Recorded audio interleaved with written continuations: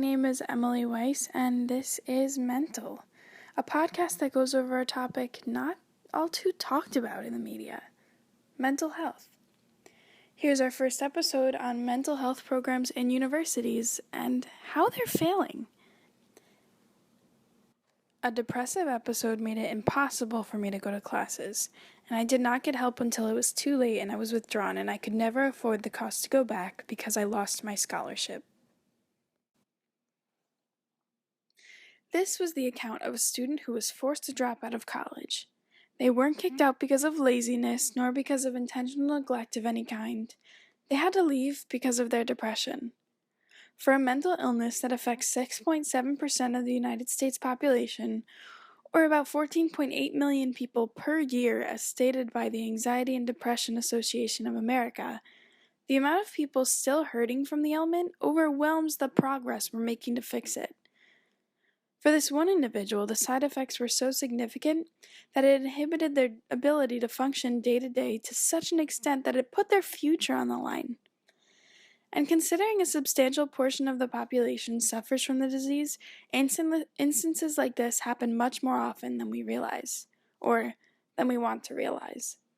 In fact, the National Alliance on Mental Illness conducted a study that proves the extent in which disorders inhibit, college students specifically, titled College Students Speak, a survey report on mental health. And the findings inside were pretty astonishing. According to the results, out of all dropouts, 64% of students who were no longer attending college had reportedly done so due to a mental health concern.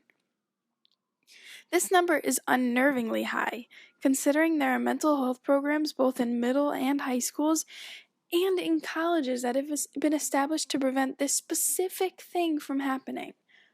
Why is it still going on? Why is it still going on if there have been meetings and trials and surveys and satisfactory ratings for improvement and other efforts made in order to set up support systems with accommodations for individuals who suffer from mental health issues like these?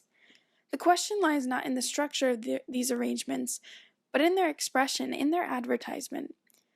Most often, students are either unaware of the options available to them or do not reach out for one reason or another.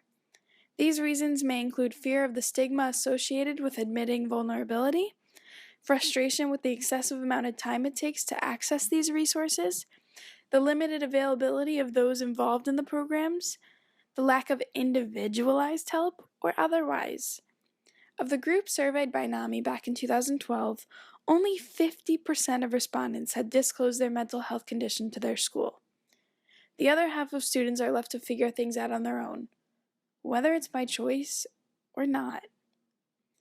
The National Alliance on Mental Illness has deep-rooted research and studies driven by their goal to bring awareness to and help for all those struggling to manage a mental illness. It's hard to be done on your own. According to their stats, one of the major symptoms of depression is a harboring and inescapable feeling of hopelessness.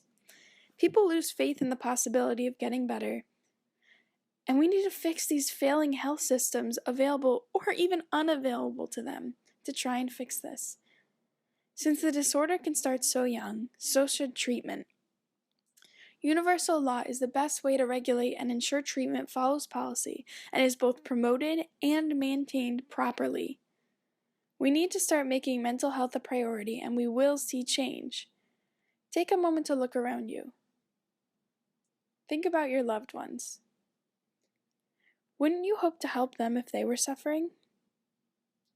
Wouldn't you hope they'd help you? Thank you.